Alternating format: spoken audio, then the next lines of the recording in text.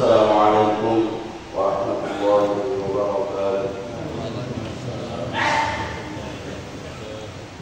Alhamdulillahirabbil alamin. Wal 'aqibatu lil muttaqin wa la 'udwana illa 'alal zalimin. Asyhadu an la ilaha illallah wa asyhadu anna Muhammadan 'abduhu wa rasuluhu la nabiyya ba'dah. Amma ba'du fa ya 'ibadallah wa ya amatallah, usikum wa iyaya awalan bitaqwallah. Faqad fazal muttaqun wa ahuthukum ala ta'atihi wa ta'ati rasulihi la'allakum turhamun. Ma'asyiral muslimin wal muslimat, jamaah subuh yang semoga kita semua dirahmati oleh Allah Subhanahu wa taala. Alhamdulillah, kembali kita memuji dan bersyukur kehadirat Allah Subhanahu wa taala atas limpahan karunia dan nikmat-Nya kepada kita semua, sehingga pada subuh hari ini kembali kita dapat melaksanakan salat subuh secara berjamaah, yang mudah-mudahan apa yang kita lakukan ini diterima oleh Allah Subhanahu wa taala dan dapat menjadi pemberat timbangan kebaikan kita di hari akhirat kelak. Dan semoga ibadah dan ketaatan kita dapat membahagiakan kita baik di dunia, terlebih-lebih lagi di hari akhirat kelak. Jamaah sekalian yang semoga kita semua dirahmati oleh Allah Subhanahu wa taala, pada pertemuan yang lalu kita menjelaskan bahwa ada dua salat yang disebut oleh Nabi sallallahu alaihi wasallam menjadi sesuatu yang bisa membuat kita mendapatkan surga Allah Subhanahu wa taala, yaitu hadis yang disampaikan atau yang diriwayatkan oleh Imam Al-Bukhari wa Muslim, man shallal bardaini dakhala al-jannah. Barang siapa yang salat pada dua waktu yang dingin, maka dia akan masuk surga. Dan dijelaskan al-bardan, dua waktu dingin itu adalah as-subhu wal asr, salat subuh dan salat asar. Sehingga kalau dua salat ini adalah sesuatu yang bisa membuat kita mendapatkan surga Allah Subhanahu wa taala, maka syaitan tentu tidak akan membuat kita mudah melakukannya. Syaitan pasti akan selalu berusaha bagaimana supaya anak Adam ini tidak mendapatkan surga Allah Subhanahu wa taala. Karena itu salat subuh dan asar itu berat. Nah, ini bukan yang disebutkan tentang orang munafik, ya, bukan. Karena yang disebut dalam masalah tentang orang munafik, salat yang berat bagi orang munafik itu salat subuh dan isya. Dan isya juga punya keutamaan, ya, punya keutamaan. Tapi yang disebutkan dalam hadis ini adalah salat asar, yang juga ada ancamannya, man taraka salat al-asri faqad habita 'amaluh. Siapa yang meninggalkan salat asar maka runtuh amal. Sehingga setan berusaha terus bagaimana supaya dua salat ini tidak dilakukan oleh anak Adam. Di subuh hari memang waktu masih enak-enaknya tidur. Tapi bagi orang yang beriman, tidak akan dikalahkan oleh musuhnya yang sudah mengetahui bahwa syaitan itu musuh yang nyata. Inna syaitana lakum aduwwun fattakhiduhu aduwa.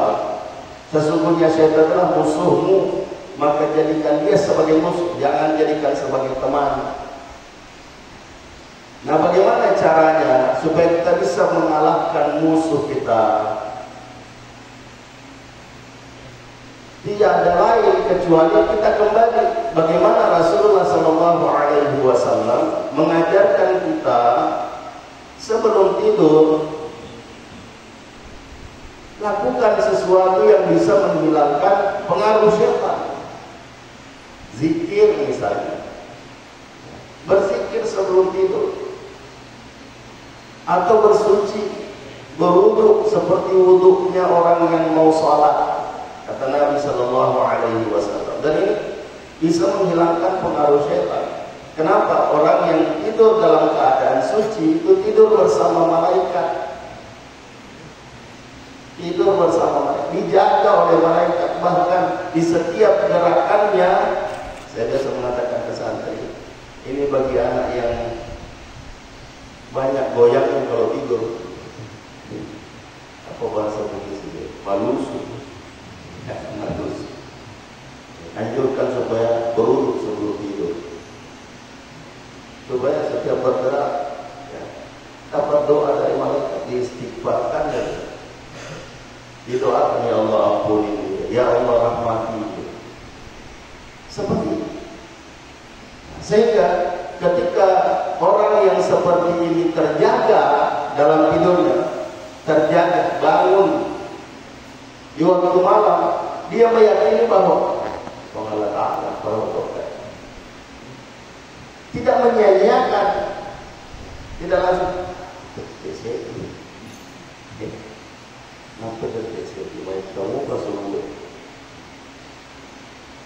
tapi dia upayakan untuk berzikir minimal la ilaha illallah wahdahu la syarika lahul mulku wa lahul hamdu wa huwa ala kulli syai'in qadir.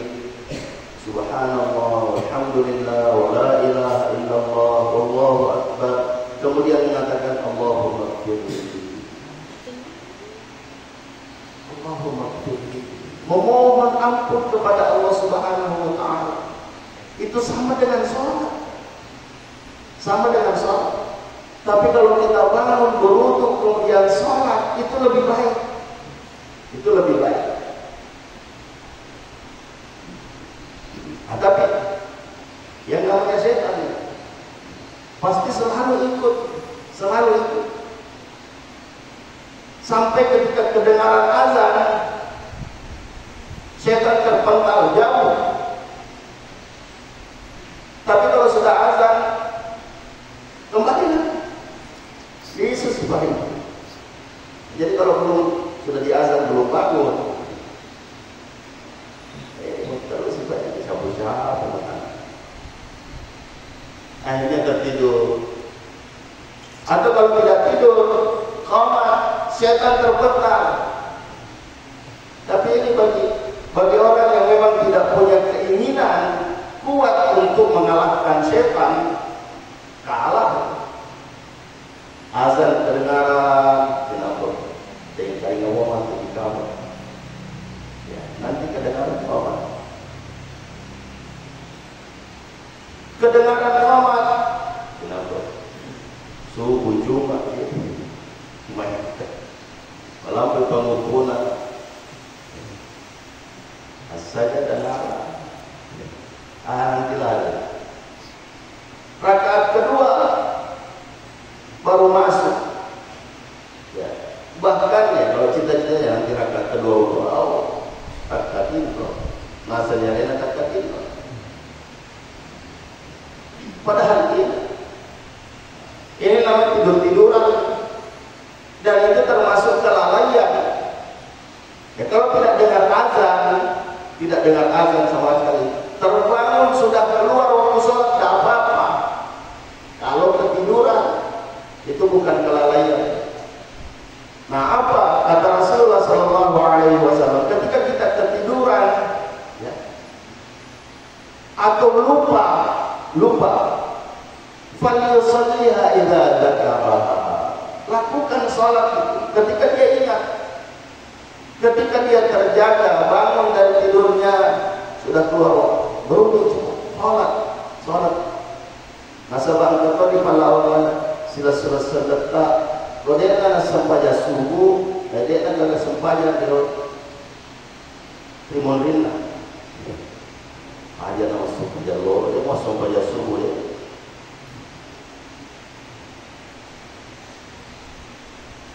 Nah, pemahaman ini didahului dengan apa? Bahwa kalau sudah terlambat sholat subuh, sudah tidak diterima. Jadi ada senang.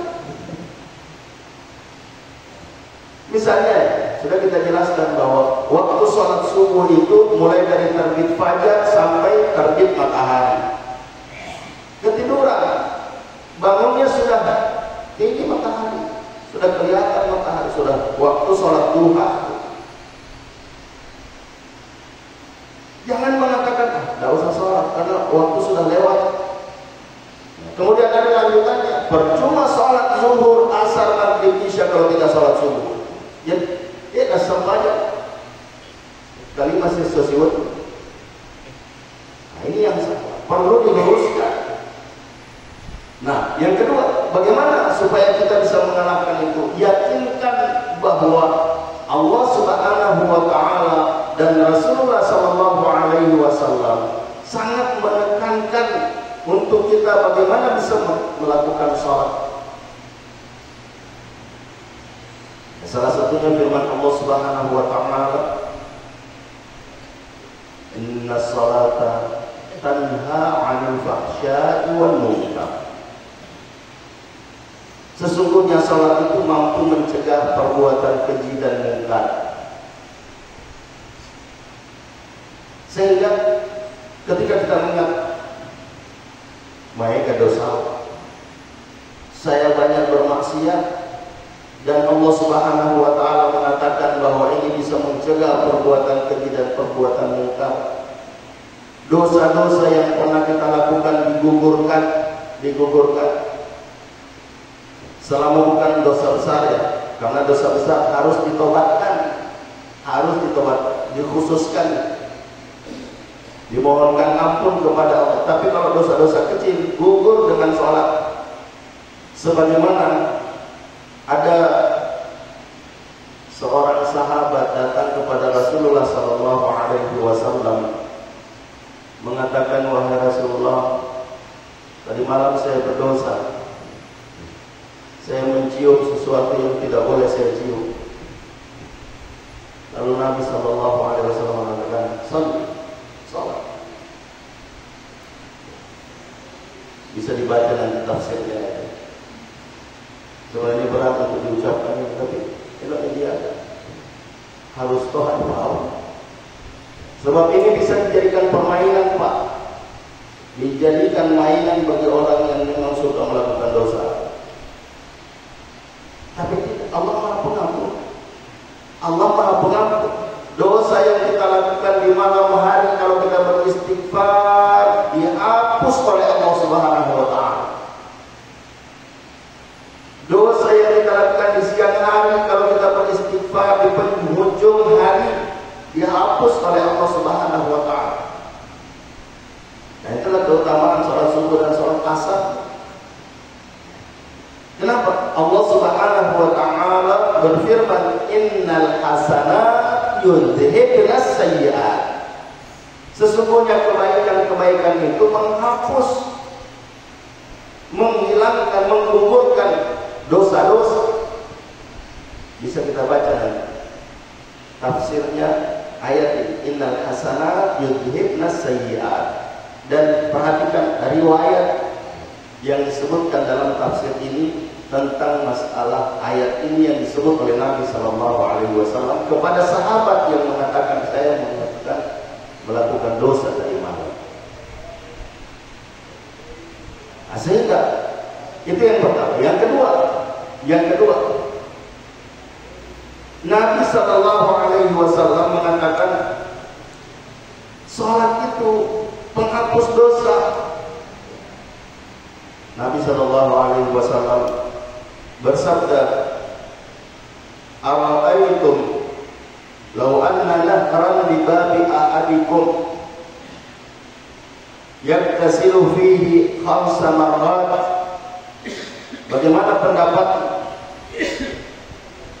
kalau ada sungai mengalir di depan pintu rumah salah seorang kamu, lalu dia mandi padanya 5 kali sehari semalam? Hal yubqi min daranihi syai'? Apakah ada daki yang tinggal? Kata sahabat, tidak ada, wahai Rasul. Ma yubqi min daranihi syai'. Tidak ada yang tinggal. Kenapa? 1 kali saja 1 hari kita mandi, kalau mandinya benar ya, mandinya baik, maka habis tidak, apalagi 5 kali sehari semalam. Kata Nabi Sallallahu Alaihi Wasallam, wa kadzalika shalawatul khams yamhullahu bihal khataya. Begitu juga salat 5 waktu, Allah Subhanahu wa taala menghapus, menggugurkan dengan salat 5 waktu dosa-dosa. Dan alhamdulillah kita diberi kesempatan oleh Allah Subhanahu wa taala melakukan 5 kali sehari semalam. Keutamaan salat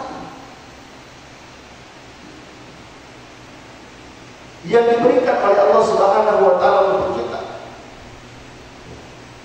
Cuma tidak sedikit dari orang yang mengaku muslim, bahkan mengaku mukmin, terkadang salat subuh tidak salat zuhur, salat zuhur tidak salat asar, salat asar tidak salat maghrib, salat maghrib tidak salat isya, salat isya subuh ketiduran. Jadi tidak bisa menjaga. Kenapa? Karena memang tidak berusaha. Kalau di takziah kemarin saya mengatakan bahwa ada saudara kita memang tidak tahu dan tidak mau tahu, tidak mau mereview ulang, tidak mau memuhasabah sholatnya. Bagaimana dia sholat? Sudahkah sesuai dengan ketentuan Nabi Sallallahu Alaihi Wasallam atau belum? Jangan sampai kita termasuk ke dalam golongan yang disebut oleh Nabi Sallallahu Alaihi Wasallam. Saya ulangi lagi hadisnya. Inna rajula la yusalli 60 sana. Ada orang salat 60 tahun, lam tuqbal lahu salat. Tidak diterima salat. Tidak diterima salat. Kenapa? La'allahu yutimmu ruku'a wa la yutimmu sujuda, wa yutimmu sujuda wa la yutimmu ruku'a. Penyebabnya adalah ya mungkin karena dia menyempurnakan ruku, tidak sempurna sujud. Sempurna sujudnya, tidak sempurna rukunya. Kenapa? Tidak ada tumanina di dalamnya. Padahal Nabi Sallallahu Alaihi Wasallam mengajarkan bahwa di semua gerakan yang rukun salat itu ada tumanina. Ya kumta ila salat, fasbidil wudu, thumma istaqbilil qiblah, thumma kabbir, thumma qra' ma tayassara ma'aka minal Qur'an, thumma rka' hatta tatma'inna raki'an.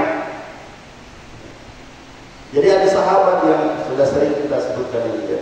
Sahabat disebut al-musi'u salatu, orang yang salatnya tidak baik. 3 kali disuruh ulangi salat oleh Nabi, lalu mengatakan, ya miro kasih kuis, mesempat makhluk kue ini.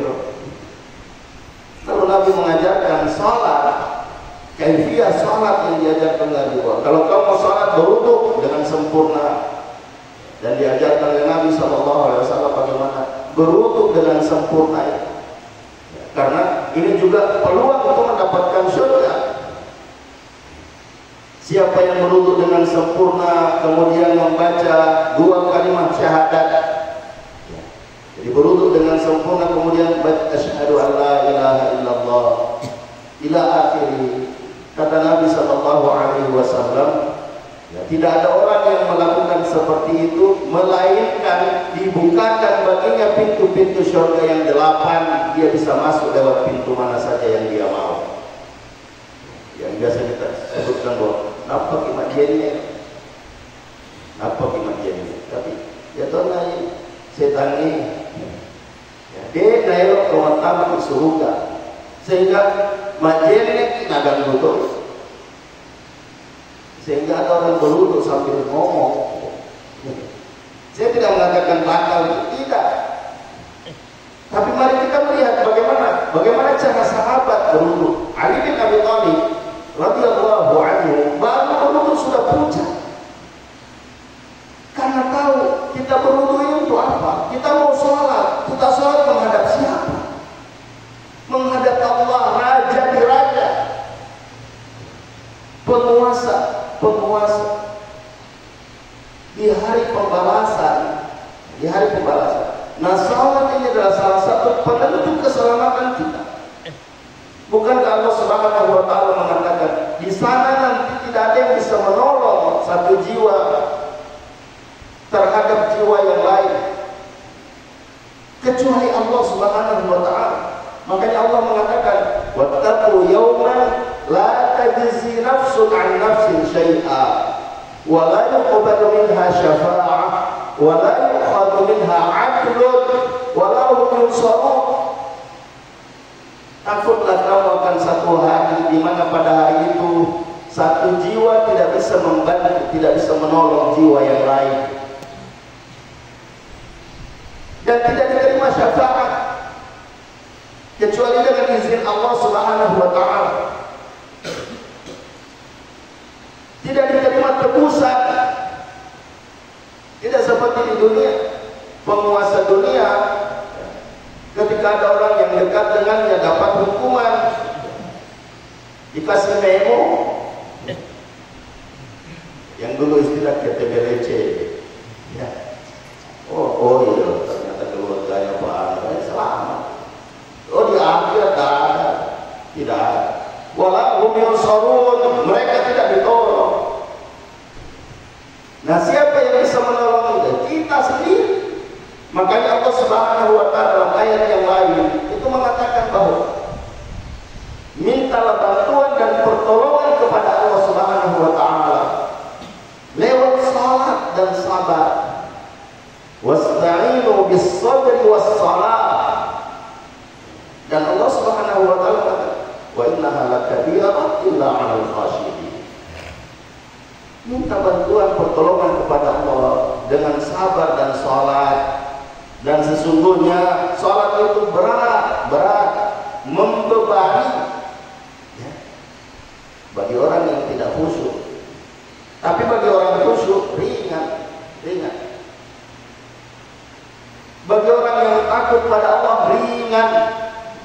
Perintah salat yang disebutkan oleh Nabi Sallallahu Alaihi Wasallam, Islam itu adalah salat 5 waktu. Kalau kita tahu ini, ya, saudara-saudara kita tahu bahwasanya yang namanya salat itu adalah penentu keislaman seseorang. Pembeda antara muslim dengan kafir, baina rajuli wa baina syirki wal kufri tarkus salat. Pemisah, pembeda antara orang muslim dengan orang kafir musyrik adalah meninggalkan sholat. Kau masuk pajak mupi berarti dia pada. Ya. Masih ada pemisah, masih ada pembeda antara muslim dengan orang kafir. Kau masuk pajak mupi sebenarnya, tapi kalau itu nana sempaja, nana sempaja, kan agak beda. Pemisah antara orang muslim dengan orang kafir adalah meninggalkan sholat. Kalau muslim sudah meninggalkan sholat, sudah tidak ada bedanya dengan orang kafir. Nah, sehingga jamaah sekalian yang semoga kita semua dirahmati oleh Allah Subhanahu wa taala. Yang terakhir, Rasulullah Sallallahu Alaihi Wasallam mengatakan bahwa as-salatu nur. Salat itu cahaya. Salat itu cahaya. Cahaya yang bisa menerangi kita di alam kubur kita dan di akhirat. Kan ada ayat ya yang mengatakan, ya Allah, tambahkan cahayaku, tambahkan cahayaku. Di sholat kita berwudu, semua anggota wudu kita ini nanti akan bercahaya, kata Rasulullah SAW. Sehingga orang-orang dari umat Muhammad SAW yang menjaga wudunya, dan ini sudah kita bahas pada pertemuan yang lalu, bahwa ya belum hilyatul mu'min, tetap belum hilyatul mu'min, haitsu yablugul wudu. Jadi kesempurnaan perhiasan bagi orang beriman nanti di akhirat itu adalah bagaimana dia menjaga wudu, kesempurnaan wudu. Sehingga saya kembali, di akhirat nanti umat Muhammad dipanggil dengan Ghurran Muhajjalin, Ghurran Muhajjalin. Orang yang bercahaya anggota wudunya, matapa bersinar, bersih. Nah, sehingga kita harus menjaga ini, bahwa salat itu adalah penentu keselamatan, penentu kebahagiaan dunia dan akhirat, Nah, orang yang menyia-nyiakan ini, jangankan tidak sholat, Pak, sudah pernah kita bahas ya hadisnya. Thomas sempadan lagi, dia sakaran di surat Allah Ta'ala, hanya umat bukan dari millah Muhammad. Sholat, bagaimana yang tidak sholat? Apa perlu kita ulangi hadisnya? Rasulullah SAW ketika melihat orang yang sholat, dan sahabat yang tazkiyah kemarin juga saya mengingatkan, saya mati lampu, sehingga banyak yang seharusnya dengar tidak dengar. Saya mengatakan bahwa ada sahabat, dan saya meyakini bahwa mungkin itu hanya terjadi di zaman Nabi, yang kata Nabi, pada gorengan ke Andre, ya sama dengan orang lemas sekali kalau sholat, tapi kalau pekerjaannya pun masya Allah tak dua kali masuk. Ini kalau sholat ini, ya dalam riwayat disebutkan dia seperti orang yang hanya makan sebutir kurma sehari. Ini sedikit. Ya. Lalu saya mengatakan, demi Allah, saya melihat 2 hari yang lalu di tempat ini. Ya, saya jarang-jarang untuk mengangkat kepala ketika berzikir, tapi ada orang yang saya menghitung sholatnya 4 rakaat. Saya tidak tahu sholat apa, karena sudah sholat zuhur. Sudah sholat zuhur dia berdiri, ya, mengambil 4 rakaat. Ya. Sampai saya kasih kode balik dia, tapi tidak paham. Dia melihat, saya memperhatikan 2 menit 4 rakaat, seperti tidak ruku, seperti tidak membaca. Nah, saya kembali bahwa orang yang dilihat oleh Nabi SAW salat seperti ini, lalu Nabi mengatakan, "Lau mata hada ala ali hadihi mata ala ghairi millati Muhammadin sallallahu alaihi wasallam." Sempadan dan nikmati ini tahu rigau angkana sempadan nama pakro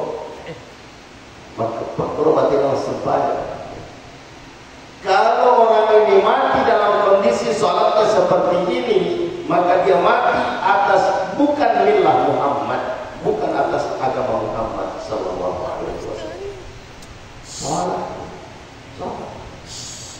Bagaimana kalau dia tidak sholat? Sempadan bila kita diancam, fawailul lil musallin alladzina hum an salatihim sahun alladzina hum yura'un wa yamna'una al-ma'un. Sehingga jamaah sekalian, semoga kita semua dirahmati oleh Allah Subhanahu wa taala. Semoga kita semua diberi hidayah petunjuk oleh Allah Subhanahu wa taala dan diberi keistiqamahan oleh Allah Subhanahu wa taala untuk bisa menjaga salat 5 waktu kita yang kata sahabat ketika diingatkan oleh Nabi, "Mal Islam?" Lalu Nabi mengatakan, "Al-Islam as-salawatul khams fil yawmi wal lailah." Ketika dia bertanya apa itu Islam, Nabi menjawab, Islam itu adalah salat 5 waktu sehari semalam. Dan menjelaskan puasa Ramadan, zakat, haji bagi yang mampu. Lalu sahabat yang mengatakan, tidak, saya tidak akan menambah lebih dari itu. Karena setelah Nabi menjelaskan as-salawatul khams fil yawmi wal lailah, dia mengatakan hal alayya ghairu, ya. Apakah ada yang lain? Ada kewajiban yang lain? Tidak. Illa antat tawwa, kecuali kamu bertatawwu. Lalu dia mengatakan saya tidak menambah lebih dari apa yang disebutkan oleh Nabi. Kata Nabi, ya, aflah in sadaq. Dia pasti beruntung kalau dia jujur. Maksudnya kalau dia melakukan seperti apa yang dia sebutkan, bahwa saya akan melakukan hanya yang disebut oleh Nabi, yang fardu-fardu saja. Salat 5 waktu, puasa Ramadan, zakat, haji kalau mampu. Saya tidak melakukan lebih dari itu, dia akan bahagia kalau dia jujur. Itu kata Nabi Sallallahu Alaihi Wasallam. Sehingga semoga Allah Subhanahu Wa Taala memberikan kekuatan kepada kita, keistiqamahan untuk bisa melakukan yang terbaik, yang sempurna, ya, di hadapan Allah Subhanahu Wa Taala. Selanjutnya mari kita kembali beristighfar dan berdoa kepada Allah Subhanahu Wa Taala, dan juga mendoakan orang-orang yang telah mendahului kita menghadap Allah Subhanahu wa taala. Juga mendoakan saudara dan saudari kita yang masih diuji oleh Allah Subhanahu wa taala, apapun bentuk ujiannya, salah satunya dengan penyakit. Semoga Allah Subhanahu wa taala mengampuni kita dan mengampuni mereka. Semoga Allah Subhanahu wa taala merahmati mereka, orang-orang yang telah mendahului kita menghadapnya. Semoga Allah Subhanahu wa taala mengampuni dan menggugurkan segala kesalahan dan dosa mereka. Semoga Allah Subhanahu wa taala menerima segala amal baik mereka. Semoga Allah Subhanahu wa taala melapangkan dan menyinari kuburan mereka. Semoga Allah Subhanahu wa taala membangkitkannya kelak di hari akhirat bersama dengan kita semua di surganya. Dan kepada saudara dan saudari kita yang masih diuji berupa penyakit, semoga Allah Subhanahu wa taala memberikan ketabahan dan kesabaran kepadanya dan kepada keluarganya menghadapi ujian Allah Subhanahu wa taala. Dan semoga Allah Subhanahu wa taala mengangkat penyakitnya dan menyembuhkannya, dan semoga kesembuhannya digunakan untuk beribadah, melakukan ketaatan dan amal baik semaksimal kemampuannya. Dan kepada kita semua yang masih diberikan kehidupan, kesehatan oleh Allah Subhanahu wa taala, mari kita menggunakan karena meyakini bahwa kehidupan dan kesehatan ini bisa berubah dengan cepat. Sehingga ketika kita diberi kesempatan untuk hidup dan mendapatkan kesehatan dari Allah Subhanahu wa taala, gunakan kehidupan dan kesehatan untuk beribadah yang maksimal, melakukan yang sempurna di hadapan Allah Subhanahu wa taala. Mudah-mudahan ibadah dan ketaatan kita diterima oleh Allah Subhanahu wa taala dan dapat membahagiakan kita baik di dunia terlebih-lebih lagi di akhirat kelak. Ja'alana wa iyyakum minal 'amilin wal faizin wa adkhalani wa iyyakum bil jannati wan na'imil muqim. Aqulu qawli hadza wa astaghfirullahal azim li wa lakum wa lisa'iril muslimin wal muslimat min kulli dhanb. Fa ya fawzal mustaghfirin wa ya najatal taibin. Subhanallahumma wa bihamdihi, asyhadu an la ilaha illa anta, astaghfiruka wa atubu ilaik. Hadanallahu wa iyyakum ajma'in wal 'afwu minkum. Wassalamu alaikum